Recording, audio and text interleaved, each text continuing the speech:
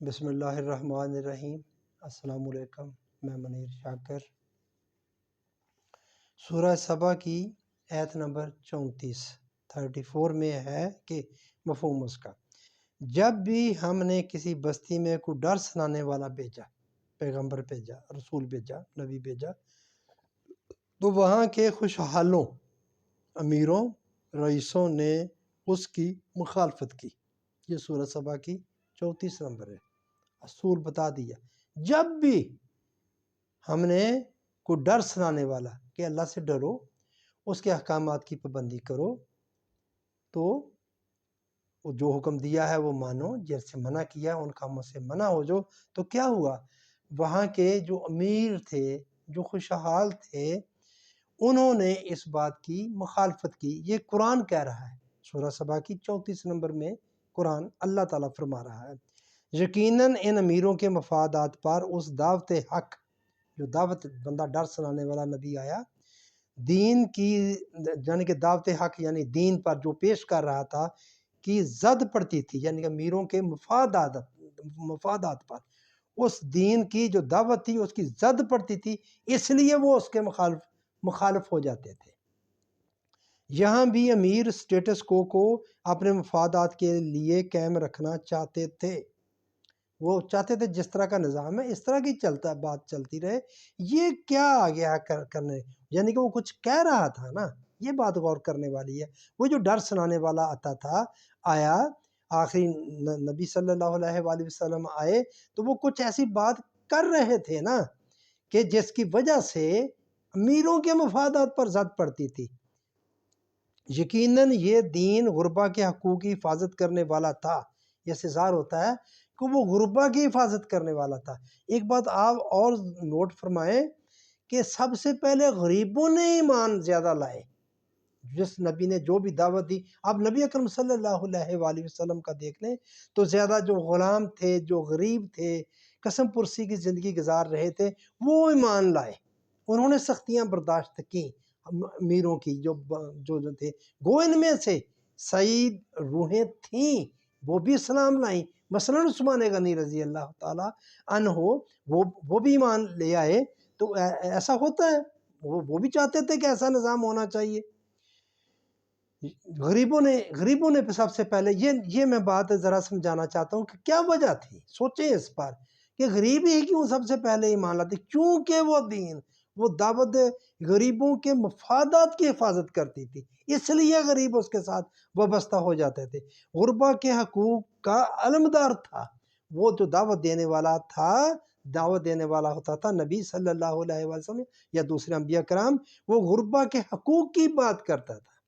اب تو عمرہ کی طرف سے اس دین کی کوئی مخالفت نہیں ہوتی۔ اب کرتے ہیں امیر مخالفت؟ کتنے امیر ہیں؟ کسی نے کچھ کہا وہ نماز پڑھتے ہیں، ہم سے زیادہ عمرے کرتے ہیں، حج کرتے ہیں، ہم خوش ہوتے ہیں، زکوٰۃ زیادہ دیتے ہیں، مدرسوں کو زکوٰۃ زیادہ ملتی ہے، مدرسے بھی چل رہے ہیں، بھرپور طریقے سے دین کی خدمت بھی ہو رہی ہے، کوئی کرتا ہے مخالفت؟ یا اب وہ دین نہیں ہے؟ اس کی وجہ کیا ہے؟ کیوں نہیں کرتا؟ اس کی وجہ میں وہ عرض کرتا ہوں، یا اب وہ دین نہیں ہے، یا اب امیروں کی وہ خصوصیت بدل گئی ہے۔ اب وہ امیروں میں بات خصوصیت ہی بدل گئی ہے، خصوصیت ہی ختم ہوگی دین کی مخالفت کرنے والی۔ یہ کیسے ہو سکتا ہے؟ قرآن خود کہہ رہا ہے کہ سب پچھڑے سے پچھڑے، کیونکہ قرآن میں ہے، سبا میں ہے، 34 نمبر آیت میں ہے، تو جو پیچھے جتنے بھی انبیاء کرام آئے، قرآن اللہ ان کی بات کر رہا ہے کہ جب بھی کسی بستی میں کوئی آیا اس نے مخالفت کی۔ اب کیوں نہیں مخالفت ہو رہی بھائی؟ کون مخالفت کر رہا ہے؟ پڑھتے رہیں نماز، آپ روزے رکھتے رہیں، آپ امیر تو زیادہ خیراتیں کرتے ہیں، دسترخوان بچھے ہوئے ہیں، افطاریاں ہو رہی ہیں، زکاتیں دے رہے ہیں، سب کچھ کر رہے ہیں، تو میرے بھائیو پھر کیا بات ہوئی؟ میرے بھائیو یہ وہ دین نہیں ہے، سیدھی سی بات ہے۔ وہ دین ہوگا تو پھر یہ مخالفت کریں گے، ان کو مخالفت کرنی چاہیے، وہ دین ایسا ہوگا۔ یہ بات سوچنے والی ہے۔ آپ سوچیں کہ غربا کے مفادات اس میں ہوں اور غریب جو عمرہ ہیں ان پر زد پڑے، اور ان سے کچھ، ان پر زد پڑنے کا کیا مطلب؟ ان سے لڑائی کرنی ہے، ان پر بمباری کرنی ہے؟ نہیں، ان کے پاس جو زیادہ دولت آئی ہے وہ لینی ہے، ہم نے وہ لے کر ان غربا میں دینی ہے، ان میں تقسیم کرنی ہے۔ ہم نے کہہ دیا نہیں 2.5% لے لیں، وہ دے رہے ہیں، دیتے بھی یا نہیں دیتے، مولویوں کو دے دیتے ہیں، مدرسوں کو دے دیتے ہیں، وہ ان کو رستے بھی بتا دیتے ہیں، وہ ٹھیک ہے، سب کچھ چل رہا ہے، لے کے دکھائیں۔ اب یہ جماعت اسلامی والے کہتے ہیں نہیں جی اگر صحیح طریقے سے یہی کام ہو جائے تو امیروں بہت پیسے اکٹھے ہو جائے، لے لیں صحیح طریقے سے۔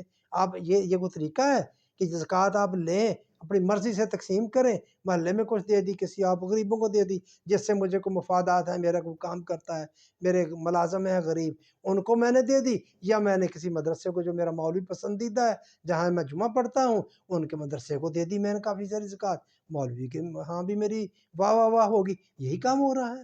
زکوٰۃ ایسے تقسیم ہوتی ہے۔ وہ کہتا ہے جب میں حکومت دیتا ہوں تو وہ کیا کام کرتے ہیں؟ دو کام ان کے، وہ نماز قائم کرتے ہیں، نمازیں تب بھی قائم ہو رہی ہیں، وہ کس طرح قائم کرتے ہیں؟ وہ زکوٰۃ دیتے ہیں، جن کو میں حکومت دیتا ہوں وہ زکوٰۃ دیتے ہیں، زکوٰۃ ہم دے رہے ہیں۔ پھر کیا یہ بات ہوئی؟ سمجھنے والی بات ہے۔ وہ ساری زکوٰۃ اس طرح نہیں جائے گی، وہ ساری زکوٰۃ بیت المال میں جائے گی، بیت المال میں حکومت خود تقسیم کرے گی، خود لوگوں کی فلاح کے لیے کام کرے گی، یہ انفرادی سطح پر نہیں ہوگی۔ میرے بھائیو یہ تھوڑا سا سمجھیں، یہ 23 سالہ دور میں قرآن پاک نازل ہوا، یہ بتدریج آتا رہا تو اس کے مطابق بھی حکم آتے رہے، تو الٹیمیٹ کیا ہونا ہے؟ الٹیمیٹ یہ قائم ہو جانا ہے۔ جب یہ قائم ہو جائے گا آٹومیٹک ان سے پیسے لیتے جائیں گے۔ یہ 2.5% والی بات ابھی میں نہیں کرتا، یہ پیسے لیتے جو بھی وہ لیتے جائیں گے، امیروں سے جو بھی لیتے ہیں، یہ ٹیکس کی صورت میں لیتے ہیں، یہ زکوٰۃ کی صورت میں لیتے ہیں، میں کہتا ہوں یہ ساری زکوٰۃ ہے، لیتے ہیں اور امیروں پر خرچ کرنا، یہ ہے طریقہ۔ ہم لیتے ہیں، زکوٰۃ بھی کاٹ لیتے ہیں بینکوں سے، ان سے ٹیکس بھی لیتے ہیں، وہ کہاں جاتا ہے؟ وہ نالیوں میں ٹوٹی ہوئی ہے، ان سے ہماری جیبوں میں چلا جاتا ہے، جو اوپر حکمران بیٹھے ہوئے ہیں، غریبوں کو کچھ نہیں ملتا۔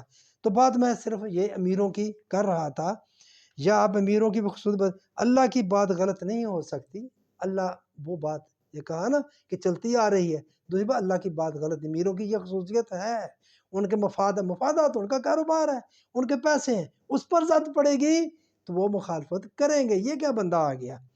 اکثر عمرہ کی طرف سے دین کی مخالفت ہوگی، پھر مخالفت ہوگی۔ شعیب علیہ السلام کی قوم میں ہود کی 87 نمبر آیت ہے، اے شعیب تیری نماز کیا یہ کہتی ہے کہ ہم بتوں کی پوجا چھوڑ دیں، اور جو کچھ ہم اپنی محنت سے کماتے ہیں خون پسینے کی کمائی سے، تو اس کو ہم مرضی سے خرچ بھی نہیں کر سکتے ہیں؟ یہ بات ہے، یہ میر پھر یہ کہتے ہیں یہ تم کیا بات کر مرضی سے خرچ نہیں کر سکتے؟ نہیں مرضی سے کر سکتے، مگر ہم نے کہا نہیں، زکوٰۃ دے دیں 2.5%، اور وہ اس طرح دیں جس طرح دے رہے ہیں، ایسے ہی کر رہے ہیں نا میرے بھائیوں، میں کوئی غلط تو نہیں کہہ رہا، اپنے پسندیدہ جو میرے ملازم ہیں غریب ہیں بیچارے، پہلے وہاں سے شروع کرو، ایسے ہی کہا جاتا ہے، ان کو دو، پھر مدرسے میں دے دو، مولوی صاحبان کو، ان کے مدرسے دین کی خدمت کر رہے ہیں، جو وہ دین کی خدمت کر رہے ہیں، آپ ان کو پیسے دے رہے ہیں، آپ بھی دین کی خدمت کر رہے ہیں، دین کی خدمت بھی ہو رہی ہے اور کام چل رہا ہے۔